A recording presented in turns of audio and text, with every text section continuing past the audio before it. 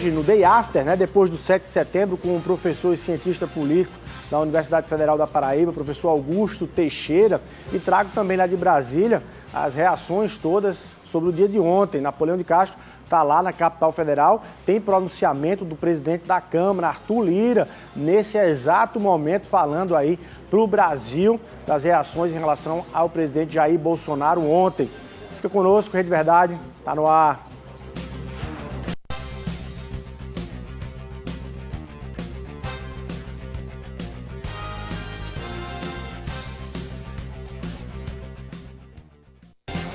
Minha Paraíba, 8 de setembro, quarta-feira, estamos ao vivo em mais uma edição do seu Rede Verdade, aqui dentro da programação da sua TV Arapuã, um dia depois das manifestações do dia histórico de ontem aqui no Brasil, tensão entre os poderes, você acompanha tudo aqui no Rede Verdade, e um comentário, uma reflexão do professor Augusto Teixeira sobre esse atual cenário político no Brasil. Para a gente começar, vamos de Napoleão de Castro. A produção está lá ligada e atenta para apertar ali o botãozinho, colocar Napoleão direto de Brasília. Boa tarde, Napoleão. Que informações você traz daí?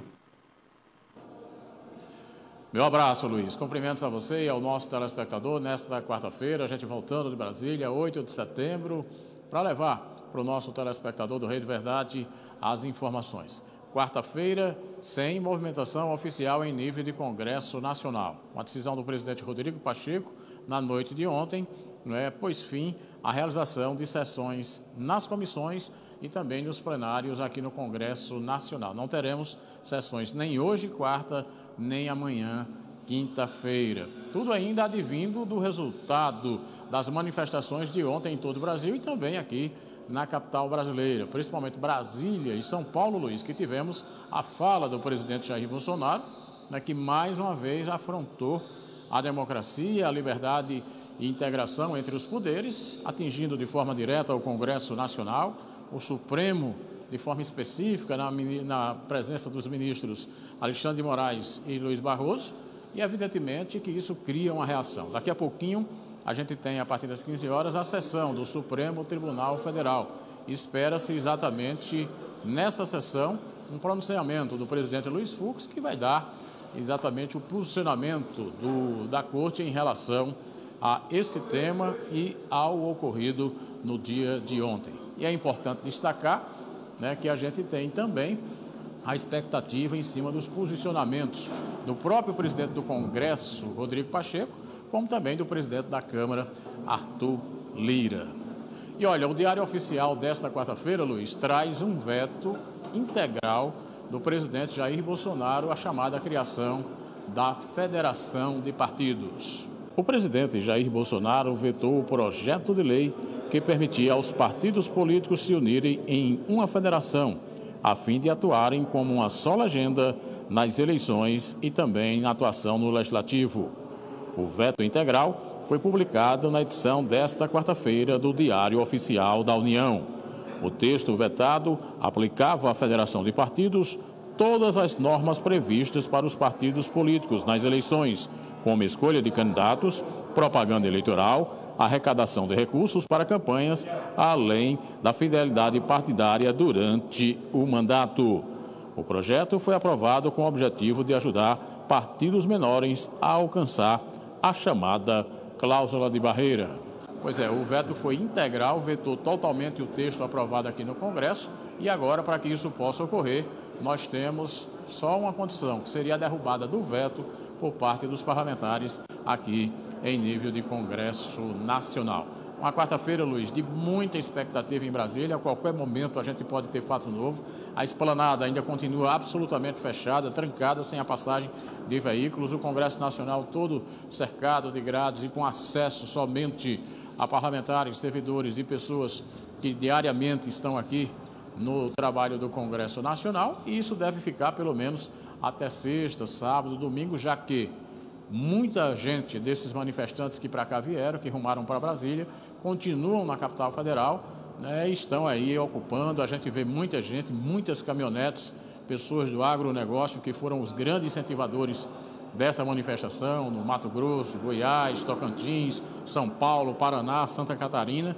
né, que bancaram exatamente essa estrutura para vir a Brasília, eles continuam ocupando os hotéis aqui da capital brasileira e, claro, também movimentando, né, as ruas da capital federal. Quem está gostando disso é o pessoal de restaurantes, bares, lanchonetes, pessoal de hotéis e, evidentemente, o mundo do turismo aqui em Brasília, que depois de tanto problema na pandemia, viveu uma espécie de superlotação nesse período agora. Está vivendo um processo de superlotação nesse período agora. São as informações de Brasília, Napoleão de Castro, para o Rede Verdade. Tá aí, Napoleão, muito obrigado. De fato, em cima do lance aí em Brasília, atividades suspensas no Congresso e por motivos de segurança.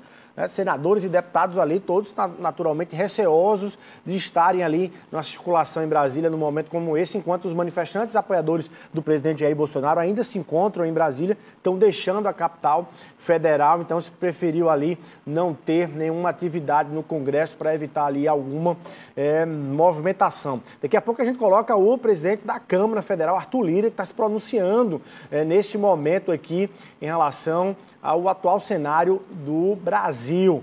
E agora a gente fala com o professor Augusto Teixeira, cientista político da Universidade Federal da Paraíba. Professor, muito boa tarde, seja muito bem-vindo aqui ao Rede Verdade. Muito obrigado por contribuir conosco nessa reflexão e nesse debate de hoje. Boa tarde.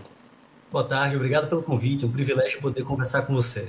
Bom demais. Professor, de forma geral, como é que você avalia o dia de ontem, as manifestações, especialmente aquelas em apoio ao presidente Jair Bolsonaro e, sobretudo, aquilo que ele trouxe como conteúdo ali para o Brasil no dia de ontem?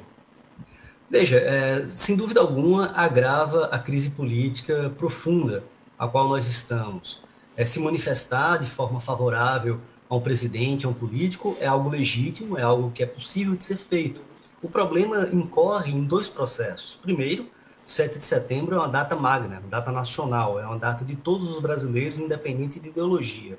E segundo, é a instrumentalização por parte do presidente do 7 de setembro, fazendo com que uma data nacional seja uma data de nós contra eles, nós contra os outros. E ao fazer isto, acirrou sobremaneira a nossa polarização política, que torna muito difícil a vida daquele que quer comprar feijão, a vida daquele que quer fazer algum investimento ou planejamento futuro. E isso, sem dúvida alguma, com severas repercussões nas relações institucionais e, em particular, com o judiciário. Professor, agora a gente tem ali duas leituras, né, dos dois lados. Uma versão apontando que o presidente ontem mostrou força popular, inclusive, e porventura política, e por consequência política, para poder avançar naquilo que ele dá sinais que realmente desejaria.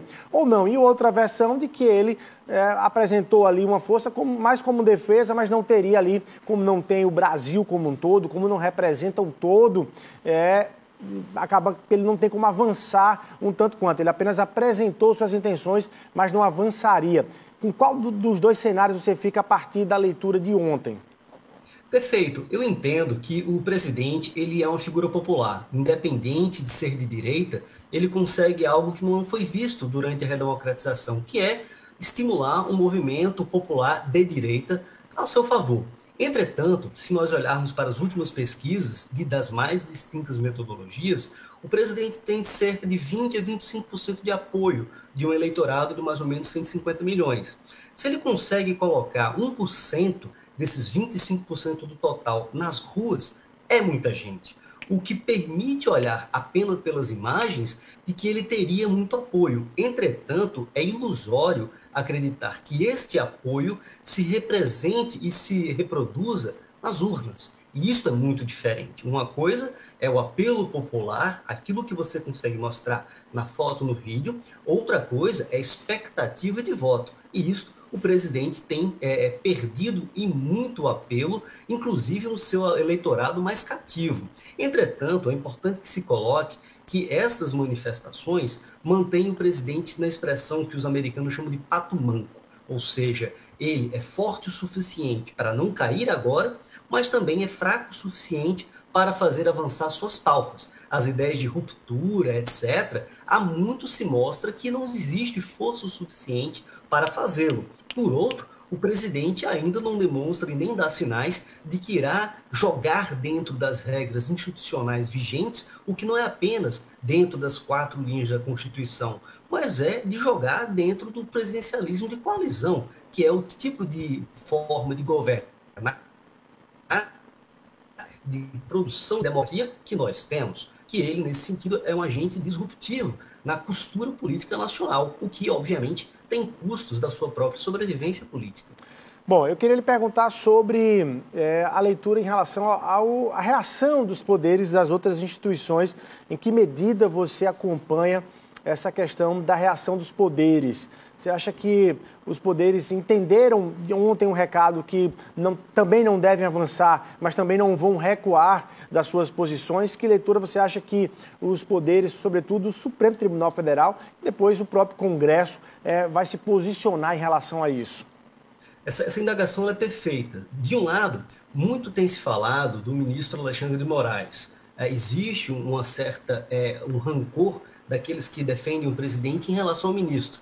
Entretanto, se você der um passo atrás e analisar, dificilmente se deverá considerar que o ministro não age com beneplácito da corte e do colegiado. Ou seja, é a instituição suprema que age muito em autodefesa ou na defesa das suas atribuições constitucionais. Por outro lado, quando nós olhamos para o parlamento, temos aí 2 dinâmicas diferentes. De um lado, o Senado, que tem uma posição de maior independência em relação ao Executivo, a figura do presidente Bolsonaro, e com agendas muito claras, inclusive de potencial capital eleitoral para 2022. Quando que olhamos para a Câmara, e aí nós temos aí um problema, um dilema, que é, de um lado, a manutenção por parte do presidente do aluguel de uma base que o sustenta no poder, mas, por outro lado, o custo de barganha das suas demandas políticas, por exemplo, as reformas, é altíssimo. Seja porque o presidente não aporta o seu capital político para a geração de consensos, o que dificulta a negociação, ele delega para os seus líderes fazer, então ele não empresta o seu prestígio para tentar fazer com que as coisas caminhem, e por outro lado, porque existe a ideia de expectativa de poder, ou seja, para além da dinâmica de enfraquecimento entre as instituições, temos inflação alta, uma crise hídrica que começa a mostrar o seu custo cada vez maior, temos aí a perspectiva de um crescimento econômico menor do que o esperado e, mais importante, o PIB, ou seja, as grandes empresas, a grande economia, começando a dizer que não tolerará mais essa instabilidade política que é benéfica para o presidente, dado que é o modus operandi da sua forma de fazer política, mas que causa um custo hercúleo para a população no tocante a boas políticas públicas e para a economia no sentido de não ter estabilidade. Professor, o presidente ontem fez 2 principais discursos, um ainda em Brasília e o outro na Avenida Paulista, lá em São Paulo. Nos 2 discursos, ele tem ali alguns momentos, alguns trechos e algumas expressões que merecem aí alguma análise. Em Brasília, ele disse, olha, não vou tolerar mais quem jogue fora das 4 linhas. E em São Paulo, ele foi mais claro e disse que não, como presidente, não acatará mais ordens que viessem do ministro Alexandre de Moraes, do Supremo Tribunal Federal. Quero lhe convidar, nosso telespectador também, para a gente rever esse trecho específico do discurso do presidente na Avenida Paulista, em São Paulo, para depois que se possa comentar em cima dessas declarações. O presidente Jair Bolsonaro, na manifestação de ontem em São Paulo. A democracia e ameace a nossa liberdade. Dizer a esse ministro que ele tem tempo ainda para se redimir. Tem tempo ainda de arquivar seus inquéritos. Ou melhor, acabou o tempo dele. Sai, Alexandre de Moraes! Deixa de ser terrorista!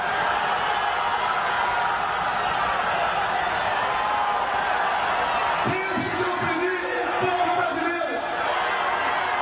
Deixe de censurar o seu povo! Mais do que isso, nós devemos, sim, porque eu falo em nome de vocês, determinar que todos os presos políticos sejam postos em liberdade.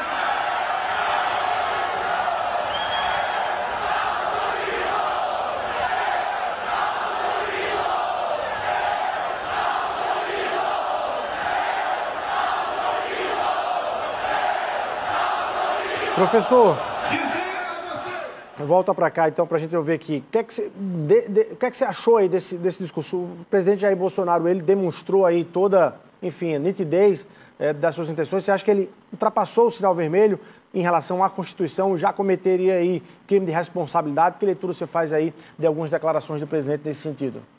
Perfeito. A ideia de crime de responsabilidade, e aí é importante lembrar de todo o processo da presidente Dilma, é um crime político-jurídico, cuja dimensão política é superior, inclusive, no próprio processo de avaliação do que é o crime de responsabilidade. E, ao meu ver, o presidente já passou o sinal vermelho há muito tempo, não apenas em virtude da sua atual manifestação feita ontem e replicada na Avenida Paulista, inclusive de forma mais forte, mas porque, primeiro, o país vive um contexto de pandemia com mais de 500 mil de pessoas mortas por uma doença que nós não compreendemos perfeitamente. E o presidente atenta contra a saúde pública, atenta com o bom senso, era, entre aspas, grupos que, em grande medida, dificultam o controle da própria pandemia na sociedade. Isso tem sido pandemia. Entretanto, para quem nos escuta, é importante entender que o cargo de presidente tem algo chamado presidência, que é superior à própria figura do presidente, que tem a dinâmica do decoro. E esse decoro é importante porque confere legitimidade a quem senta na cadeira, a quem manda como presidente. E isto o presidente já tem jogado o decoro no lixo desde 2019, em particular quando conclamava as ações de força contra o Estado Democrático de Direito na frente do quartel-general do Exército. Então, quando o presidente ontem em Brasília e na Paulista faz um discurso como esse, ele apenas acirra aquilo que ele já tem colocado de forma muito clara, que é um desrespeito em relação à cultura política, à cultura institucional do Brasil e traduzindo uma ideia muito confusa do que seria liberdade. Porque liberdade, conforme ele coloca, é você poder fazer aquilo que ele quer. Se você não fizer, você está errado. Quando que a liberdade na Constituição é outra coisa completamente diferente daquilo que ele advoga. Ô, professor, você fez um registro aí da questão das Forças Armadas. Ontem ali, como é que você avalia aí a presença do ministro Braga Neto, inclusive o ministro da Defesa, ontem, nesses atos, especialmente no de Brasília, e também falar sobre qual é a sua expectativa em relação a quais são os sinais históricos que apontam para uma adesão das Forças Armadas em um passo mais ousado aí por parte do presidente, um eventual passo mais ousado. Mas vamos rapidinho para o intervalo comercial. Na volta, o professor Augusto Teixeira aí volta conversando com a gente. Mas a gente tem aqui, antes da gente ir para o intervalo, a gente tem o pronunciamento desse momento, não é isso? Do presidente da Câmara Federal, Arthur Lira, falando para a nação. Vamos ouvir um pouquinho aí, ao vivo, o presidente Arthur Lira da Câmara falando aí depois do dia 7 de setembro. Na Câmara dos Deputados, aprovamos o auxílio emergencial e votamos leis que facilitaram o acesso à vacinação. Avançamos na legislação que permite a criação de mais emprego e mais renda. A Casa do Povo seguiu adiante com as pautas do Brasil, especialmente as reformas. Nunca faltamos para com os brasileiros. A Câmara não parou diante de crises que só fazem o Brasil perder tempo e oportunidades de progredir, de ser mais justo e de construir uma nação melhor para todos. Os poderes têm delimitações. O tal quadrado deve circunscrever seu raio de atuação. Isto define respeito e harmonia. Não posso admitir questionamentos sobre decisões tomadas e superadas, como a do voto impresso. Uma vez definida, vira-se a página, assim como também vou seguir defendendo o direito dos parlamentares à livre expressão e a nossa prerrogativa de puni-los internamente, se a Casa, com sua soberania e independência, entender que cruzaram a linha. Conversarei com todos e com todos os poderes. É hora de dar um basta a essa escalada em um infinito looping negativo. Bravatas em redes sociais, vídeos e um eterno palanque deixaram de ser um elemento virtual e passaram a impactar o dia a dia do Brasil de verdade. O Brasil que vê a gasolina chegar a R$ 7,00, o dólar valorizado em excesso e a redução de expectativas. Uma crise que, infelizmente, é superdimensionada nas redes sociais, que, apesar de amplificar a democracia, estimula incitações e excessos. Em tempo, quero aqui enaltecer a todos os brasileiros que foram às ruas de modo pacífico. Uma democracia vibrante se faz assim, com participação popular e liberdade, respeito à opinião do outro. Foi isso que inspirou Niemeyer e Lúcio Costa, quando imaginaram a Praça dos Três Poderes. Colocaram o executivo, o judiciário e o legislativo no meio, equidistantes, mas vizinhos e próximos suficientes, para que hoje a gente possa se apresentar como uma ponte de pacificação entre judiciário e executivo. E é este papel que queremos desempenhar agora. A Câmara dos Deputados está aberta à conversa. Olha, esse é o pronunciamento do presidente da Câmara, Arthur Lira. Naturalmente, aí todo o conteúdo a gente não está trazendo, mas pelo trecho que ele deixou claro aí, me parece que ele está ali equilibrando um pouco desse conflito, nem querendo, né, colocar todas as defesas em relação aos movimentos do presidente Jair Bolsonaro, mas também deixando também claro que não vai, enfim, servir de instrumento para uma ação mais enérgica contra o presidente Jair Bolsonaro, que ficou claro ali desses poucos segundos aí da fala do presidente Arthur Lira.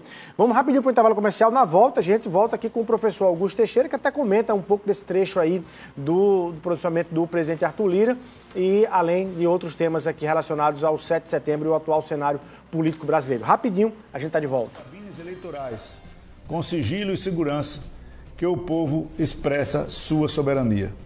Que até lá tenhamos todos serenidade e respeito às leis, à ordem e principalmente à terra que todos amamos. Muito obrigado.